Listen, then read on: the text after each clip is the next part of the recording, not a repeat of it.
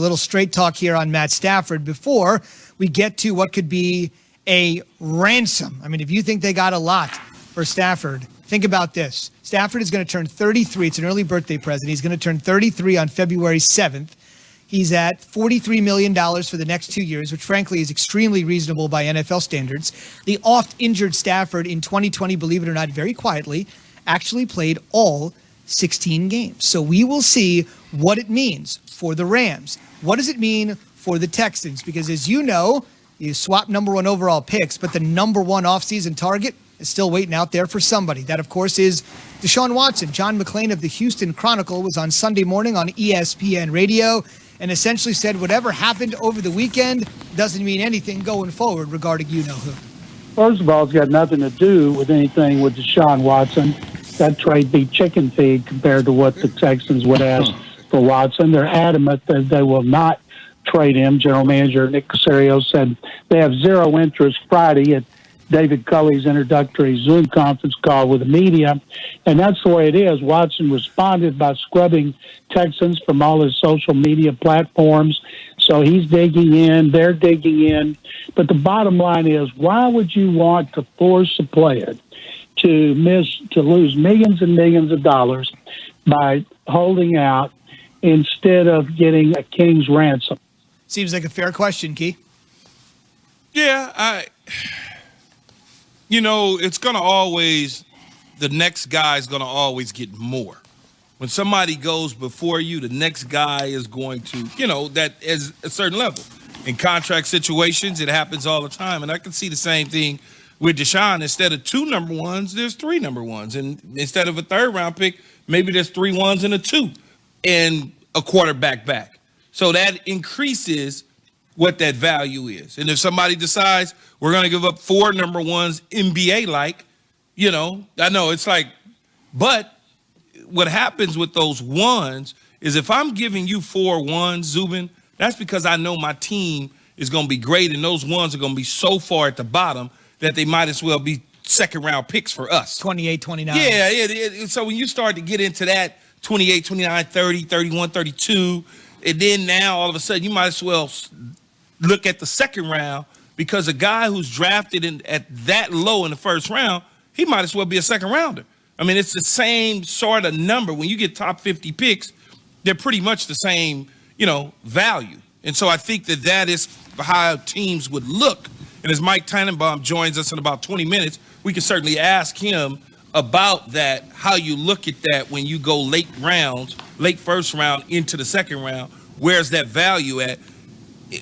I don't know if the Texans can hold on to Deshaun because it seems like clearly to me, especially when I played, Madden with him the other night. Mm-hmm.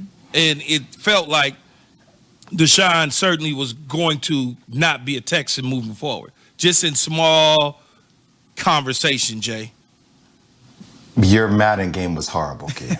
Oh, man. I saw what you did. Why did you trick the game? What's going on with your Madden skills? I don't want to get on a tangent, but it was one of the worst plays I've ever seen. Hey, man, we'll talk about that at some point in time before the show is over with today. Move along. I will move along. Curious to hear Mike Tannenbaum break that down, but I like what Nick Caserio has done here, and by saying I have zero interest in trading Deshaun Watson. This is a game of poker, and if the bar has been set by watching what we just saw with Jared Goff, not saying that you are going to get more, but the chances are that you're going to hold on to your hand. This is a game of poker. You hold on to your hand, you keep letting the cards flip over, and you sit there and say, okay, I know what hand I have. Who else wants to come to the table? If I saw the Rams get fleeced the way they did by Detroit for that asset, I'm going to sit there and say, I'm going to make sure I get as much as I ask for, and it's deserving because I can wait until the last second. Now, granted, they're in a position of strength, and I don't think they should move from that position at all. And I think in terms of Deshaun, Zubin, what he has to do is he has to take care of himself, though, right? And what I mean by that is he has to continue to train at a high level.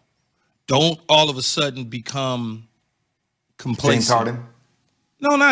No, he won't do that. But I mean, just pounds. Not focused in on your craft, and then all of a sudden, this thing gets pushed out until training camp or something wild like that, and then all of a sudden you're not ready to go when the time calls. And he also, from a mental standpoint, has to stand strong. He cannot crumble under the peer pressure of the media because this is a cycle. I've been there. I've seen it. Okay? Everybody's, Deshaun. Woo! Get out of there. You're crazy. Deshaun. They don't know what they're doing. In about 2.5, 3 months, that thing will start to turn on Deshaun. And all the little Sports Center anchors and all the little people will start to say, Deshaun Watson's a problem. This guy, and he cannot crumble under that. He has to stay firm in his decision. He cannot all of a sudden cave because people are going to say, well, Deshaun is a great guy, but I don't know, this is hurting him. His agent is really hurting him.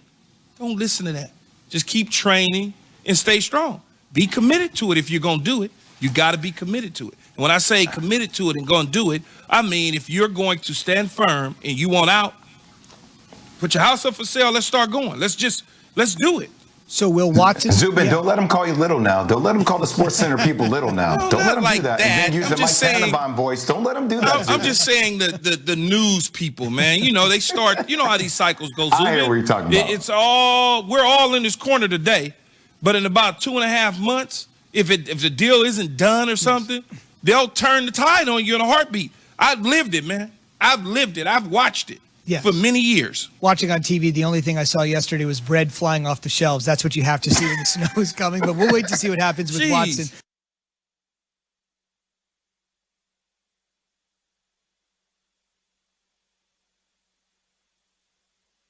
Okay, on Wednesday, we'll be fine.